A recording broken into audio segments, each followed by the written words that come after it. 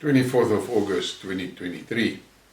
This news flash I want to talk about Yevgeny Prigozhin. Apparently he was killed in a plane crash yesterday, but there has not been any official declaration from the Russian authorities that he was actually killed in that plane crash. So at this point in time it's all speculation, and it is now just after 12 o'clock in the day, and I haven't seen any official confirmation.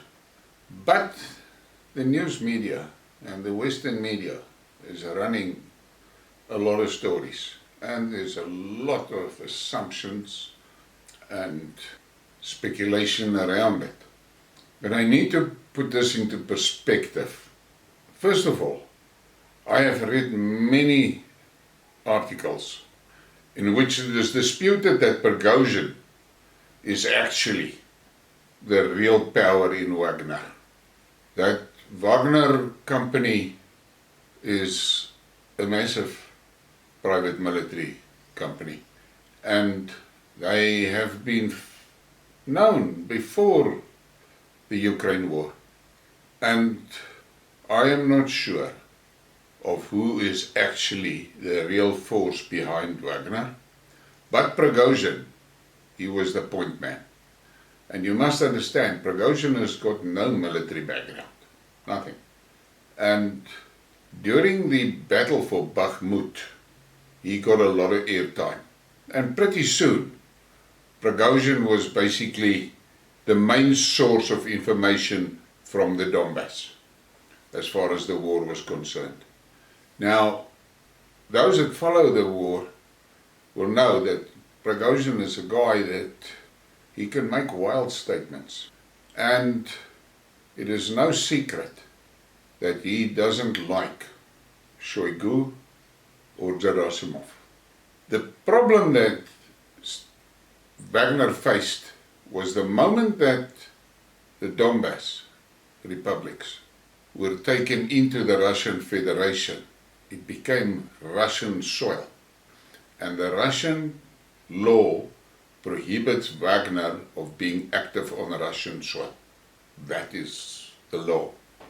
And Shoigu tried to find a solution for that problem by offering the Wagner soldiers contracts with the Russian military. And a large proportion of the soldiers actually signed those contracts. But then Prigozhin, you must never forget, he's a businessman. And he makes his money out of Wagner. And he makes a lot of money out of it. And then there's people that saying Prigozhin financed Wagner. That's bullshit. The Russian Defense Force finances the PMCs. And the Russian Defense Force are also the one that provide them with weapons and provide them with ammunition and provide them with everything they need. So don't think Prigozhin is the money behind Wagner, because he is not. And then Prigozhin saw so many Wagner soldiers signing those contracts, and he feared that he's going to lose grip of Wagner. And that's when they staged that rebellion. Well, I'm not going to talk about that much.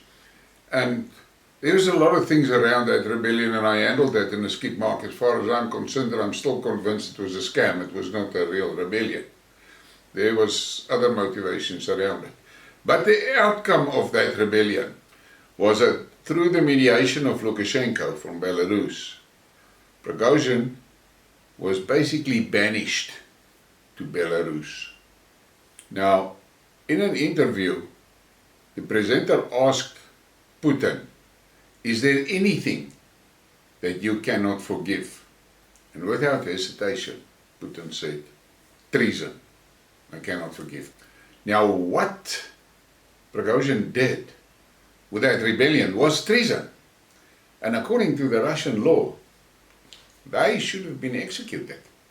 But Lukashenko mediated another deal there. And the conditions was Prigozhin will go to Belarus. He was actually basically banished to Belarus. And of course, Putin agreed to that because he didn't want the bloodshed.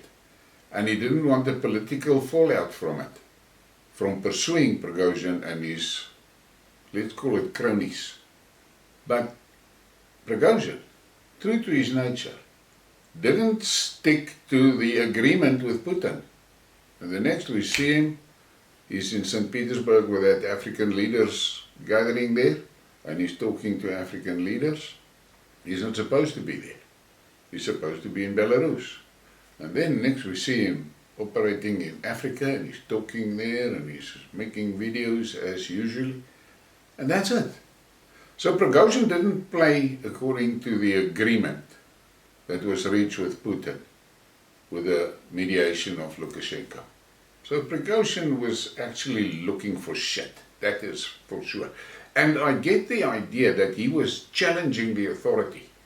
But let's leave that alone. Let's stick to what happened yesterday and the speculation around it. So this morning I'm listening to a popular Afrikaans channel, and the channel owner gets Jaco Kleinhans from Solidarity in to talk about Prigozhin. And now Kleinhans is Solidarity's spokesperson for international affairs. And what a heap of shit that man talked. And the channel owner was enthusiastically cheering him on. First of all, they can't pronounce Prigozhin's name properly. They gave him a name that I have never heard before, but that's beside the point. The fact is that Kleinhans makes statements that Putin is behind this, let's call it the assassination of Prigozhin, but there's zero evidence of that. Zero. And I had to laugh. He made mention of the Russian economy is struggling because the ruble is collapsing, and obviously the guy has got no fucking idea what he's talking about when he talked about the ruble. That ruble valuation was managed by the Russian central bank. And I spoke about it in a Skidmark. But these guys, they are so enslaved to the MSM narrative. They cannot say anything else. They cannot. They just cannot. All they talk about is Putin this, Putin that, Putin this. Now listen to this. The case of the plane crash of founder Wagner PMC Yevgeny Prigozhin was assigned to the investigator of the main department for the investigation of especially important cases of the investigative committee, Ivan Sabul, a source close to the UK confirmed to RBC. Ivan Sabula has investigated high-profile plane crash cases, including the 2014 plane crash of Vnukovo airport that killed the head of the French oil company Total. He also investigated the SSJ-100 crash in 2019, during which 41 people died. Now, so that is from the Russian government. Then we get this. A source says an explosive device on Prigozhin's plane was planted in the landing gear compartment. This is one of the versions of the investigation. Take note, one of the versions. According to preliminary data, it was in the landing gear area that an explosion occurred in the sky. As a result, the wing was torn off, which hit the stabilizer. Because of this, the business jet began to climb sharply and then went into a tailspin. From the explosive depressurization, all on board instantly lost consciousness. So the pilots could not report the emergency. In any case, without a wing and stabilizer, it was not possible to save the ship. It was because of the explosion in the sky that the tail section of the aircraft fell 5 kilometers from the fuselage. Now the version with an explosive device in the chassis is being tested. A special order has been introduced at Sheremetyevo. All security officers have been brought to work, called back from weekends and vacations. So they're investigating, making sure of the facts, what is happening. And then we get this. The assassination of Prigozhin is a blow to Putin and Russia. Putin must find those who did this and execute them publicly. As one of the readers of this channel writes, if Ukraine had any part, Putin needs to kill all the senior leadership and their families without any care for collateral damage, or no important person in Russia is safe. This whole thing is just such a shit for Russia, any way you look at it. Unless it's harnessed for extreme revenge, it's hard to disagree with this. And then Putin's revenge, Putin's terrible revenge. Putin's enemy died in a plane crash. The Western media unanimously came out with one thought on the covers, repeated word for word. And here is a collection of the covers. As you can see, they're all singing the same tune. But we have seen this in the past. They sing from one hymn book, all of them. The Western media. Daily Mail. Was this Putin's terrible revenge? Security sources point a finger at the Russian president after Wagner warlord's plane crashes weeks after he marched on Moscow. Daily Express. No surprise, warlord enemy of Putin dies in crash. And there you can see it. Front pages. The Guardian. Wagner chief Pregozhin reported dead after jet crash near Moscow. And yes, and then we get this from the Star. What rotten luck. No one at all shocked as warlord who defied Putin dies in the air crash. Defied Putin, yes. And the Mirror, Putin's revenge. Russia downs a Wagner jet.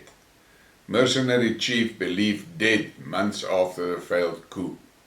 Now, this is the type of stories, but there's something that you must keep in mind. Yesterday was the important day at the BRICS conference. And that was when the discussions were around the new members, and all the leaders that year made their press statements. And what do you know? Story like this washes BRICS off all the front pages. We know this show. We know how it works. But the fact of the matter is, Prigozhin did not stick to the agreement that was concluded between him and Putin with the mediation of Lukashenko. That is a fact. Another fact is he committed treason with what he did with that attempted coup. And Putin says treason is something he can never forgive. So, where did Prigozhin think this is going to end for him, challenging Putin like this? Not sticking to the rules, not sticking to the agreements. So, what really happened? I'm going to wait for the official results. I'm not going to speculate on it. But Mr. Jaco Kleinhans is convinced Putin did it, and I just had to shake my head when I listened to him babbling. He made a few wild statements, and what really pisses me off about people like him is he makes this speculative statements, and he states it with full confidence that that is the truth. It is what it is, speculation.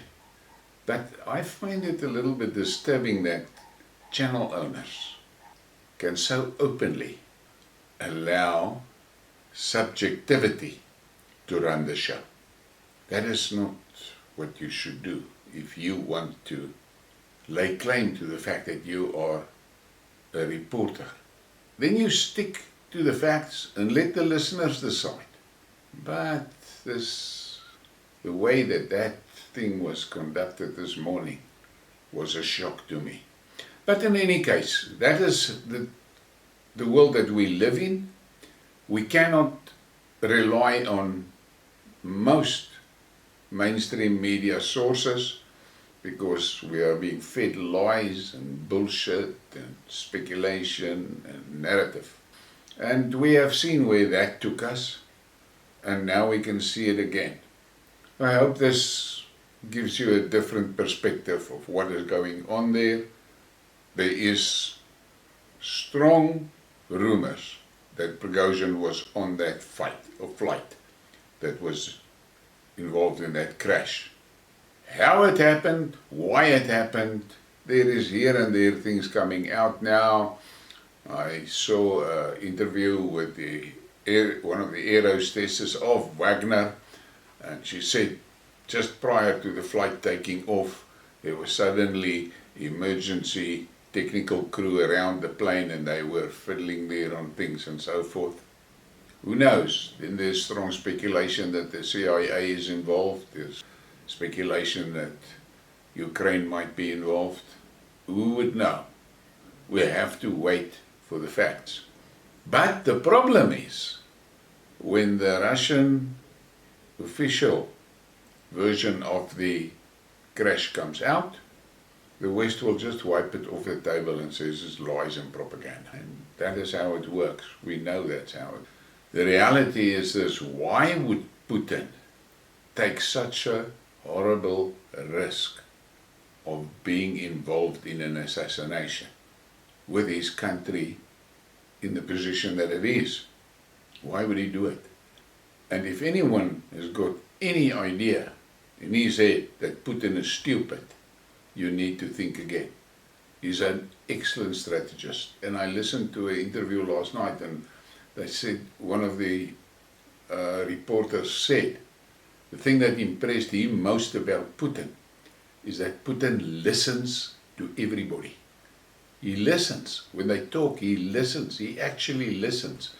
And he thinks about what they say, and then later he will respond. He is not known for knee-jerks.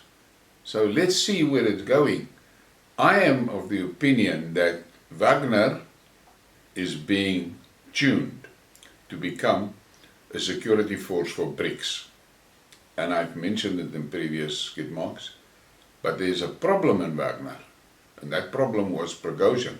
First of all, the guy's got zero military experience. And secondly, he's a loose cannon. And about 3 months ago, a very senior Russian general left the MOD and moved to Wagner to take up second in charge of the military division, the military actions and activities. And there is now strong rumors that General Surovikin is also on his way to Wagner. Now, in my mind, that could be that the Russian MOD is restructuring Wagner to be the security force for BRICS. And they need solid military people in there, not a loose cannon like Prigozhin. Please give me a like and a subscribe and share the thing. And I want to again thank the people that are supporting the channel financially. I really appreciate that. And then I have had some inquiries from people that want to use my debit order facilities.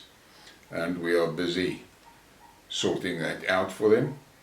And I really appreciate that. Have a great day.